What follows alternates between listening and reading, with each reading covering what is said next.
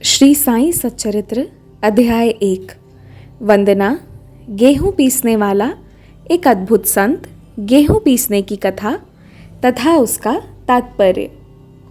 पुरातन पद्धति के अनुसार श्री हेमाद पंत श्री साईं सच्चरित्र का आरंभ वंदना द्वारा करते हैं।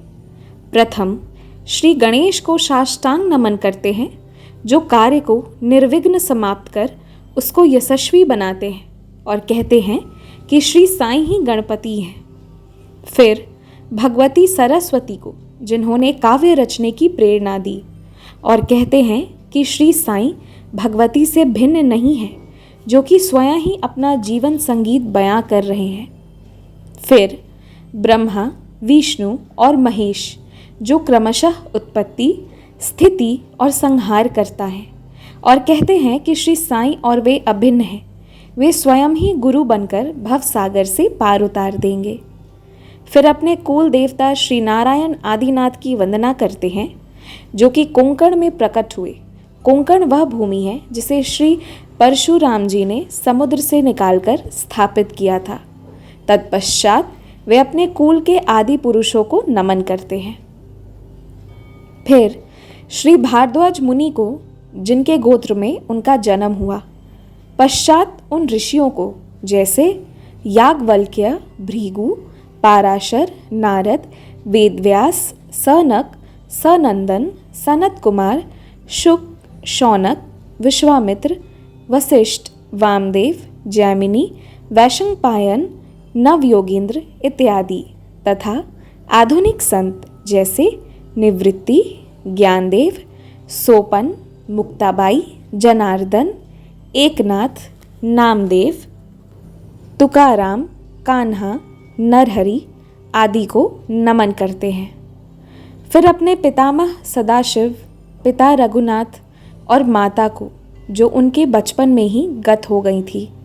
फिर अपनी चाची को, जिन्होंने उनका भरण पोषण किया, और अपने प्रिय भ्राता को नमन करते हैं। फिर पाठकों को नमन करते हैं, जिनसे उनकी प्रार्थना है कि वे एकाग्रचित होकर कथामृत का पान करें।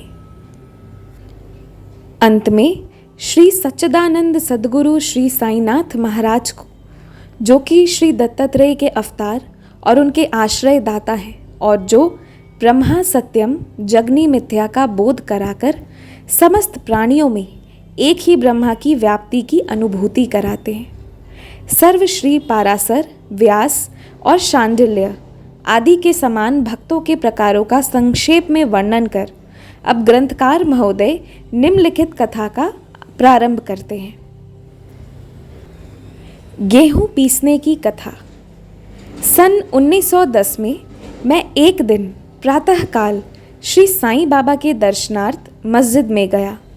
वहाँ का विचित्र दृश्य देख मेरे आश्चर्य का ठिकाना न रहा कि साईं बाबा मुँह हाथ धोने के पश्चात चक्की पीसने की तैयारी करने लगे। उन्होंने फर्श पर एक टाट का टुकड़ा बिछा, उस पर हाथ से पीसने वाली चक्की रखी। उन्होंने कुछ गेहूं डालकर पीसना आरंभ कर दिया। मैं सोचने लगा कि बाबा के चक्की पीसने से क्या लाभ है। उनके पास तो कोई है भी नहीं, और वे अपना निर्वाह भी भिक्षावृत्ति द्वारा ही करते हैं।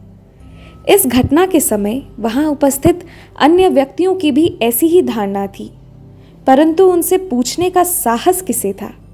बाबा के चक्की पीसने का समाचार शीघ्र ही सारे गांव में फैल गया, और उनकी यह विचित्र लीला देखने हेतु तत्काल ही नर नारियों की भीड़ मस्जिद की ओर दौड़ पड़ी। उनमें से 4 निडर स्त्रियां भीड़ को चीरती हुई ऊपर आईं, और बाबा को बलपूर्वक वहां से हटाकर उनके हाथ से चक्की का खूंटा छीनकर तथा उनकी लीलाओं का गायन करते हुए उन्होंने गेहूं पीसना प्रारंभ कर दिया। पहले तो बाबा क्रोधित हुए, परंतु फिर उनका भक्ति भाव देख वे शांत होकर मुस्कुराने लगे। पीसते पीसते उन स्त्रियों के मन में ऐसा विचार आया कि बाबा के ना तो घर द्वार हैं, और ना इनके कोई बाल बच्चे हैं, तथा ना कोई देखरेख करने वाला ही है। वे स्वयं भिक्षावृत्ति द्वारा ही अपना निर्वाह करते हैं, अतः उन्हें भोजनादि के लिए आटे की आवश्यकता ही क्या है। बाबा तो परम दयालु हैं, हो सकता है कि यह आटा वो हम सब लोगों में ही वितरण कर दे। इन्हीं विचारों में मग्न रहकर गीत गाते गाते ही उन्होंने सारा आटा पीस डाला। तब उन्होंने चक्की को हटाकर आटे का 4 समान भागों में विभक्त कर लिया और अपना अपना भाग लेकर वहां से जाने को उद्यत हुई। अभी तक शांत मुद्रा में निमग्न बाबा तत्क्षण ही क्रोधित हो उठे और उन्हें अपशब्द कहने लगे। स्त्रियों, क्या तुम पागल हो गई हो? तुम किसके बाप का माल हड़प कर ले जा रही हो? क्या कोई कर्जदार का माल है जो इतनी आसानी से उठाकर लिए जा रही हो? अच्छा, अब एक काम करो कि इस आटे को ले जाकर गांव की मेड़ यानी सीमा पर बिखेराओ। मैंने शिरडी वासियों से प्रश्न किया कि जो कुछ बाबा ने अभी किया है उसका यथार्थ में क्या तात्पर्य है। उन्होंने मुझे बतलाया कि गांव में विशु चीका हैजा का जोरों से प्रकोप है और उसके निवारणार्थ ही बाबा का यह उपचार है। अभी जो कुछ आपने पीसते देखा था वह गेहूं नहीं वरन विशु चीका हैजा था जो पीस कर नष्ट कर दी गई है। इस घटना के पश्चात सचमुच विशु चीका की संक्रामकता शांत हो गई और ग्रामवासी सुखी हो गए। यह जानकर मेरी प्रसन्नता का पारावार न रहा। मेरा कौतूहल जागृत हो गया। मैं स्वयं से प्रश्न करने लगा कि आटे और विशु चीका यानी हैजा रोग का भौतिक तथा पारस्परिक क्या संबंध है, इसका सूत्र कैसे ज्ञात हो। घटना बुद्धिगम्य सी प्रतीत नहीं होती। अपने हृदय की संतुष्टि के हेतु इस मधुर लीला का मुझे 4 शब्दों में महत्व अवश्य प्रकट करना चाहिए।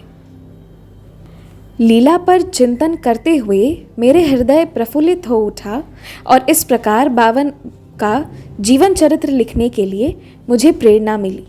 यह तो सब लोगों को विदित ही है कि यह कार्य बाबा की कृपा और शुभ आशीर्वाद से सफलतापूर्वक संपन्न हो गया। आटा पीसने का तात्पर्य। शिरडी वासियों ने इस आटा पीसने की घटना का जो अर्थ लगाया वह तो प्रायः ठीक ही है, परंतु उसके अतिरिक्त मेरे विचार से कोई अन्य अर्थ भी है। बाबा शिरडी में 60 वर्षों तक रहे और इस दीर्घ काल में उन्होंने आटा पीसने का कार्य प्रायः प्रतिदिन ही किया। पीसने का अभिप्राय गेहूं से नहीं वरन अपने भक्तों के पापों, दुर्भाग्यों, मानसिक तथा शारीरिक तपों से था। उनकी चक्की के 2 पाटों में ऊपर का पाट भक्ति तथा नीचे का कर्म था। चक्की की मुठियाँ जिसे पकड़कर वे पीसते थे वो था ज्ञान। बाबा का दृढ़ विश्वास था कि जब तक मनुष्य के हृदय से प्रवृत्तियाँ, आसक्ति, घृणा तथा अहंकार नष्ट नहीं हो जाते, जिनका नष्ट होना अत्यंत दुष्कर है, तब तक ज्ञान तथा आत्मानुभूति संभव नहीं है। यह घटना कबीरदास जी की इसके तदनुरूप घटना की स्मृति दिलाती है। कबीरदास जी एक स्त्री को अनाज पीसते देखकर अपने गुरु निपट निरंजन से कहने लगे कि मैं इसलिए रुदन कर रहा हूँ कि जिस प्रकार अनाज चक्की में पीसा जाता है उसी प्रकार मैं भी भव सागर रूपी चक्की में पीसे जाने की यातना का अनुभव कर रहा हूँ। उनके गुरु ने उत्तर दिया कि घबराओ नहीं, चक्की के केंद्र में जो ज्ञान रूपी दंड है उसी को दृढ़ता से पकड़ लो। जिस प्रकार तुम मुझे करते देख रहे हो उससे दूर मत जाओ, बस केंद्र की ओर ही अग्रसर होते जाओ और तब देखना यह निश्चित ही है कि तुम इस भव सागर रूपी चक्की से अवश्य ही बच जाओगे। श्री सद्गुरु साईनाथार्पणमस्तु। शुभम भवतु।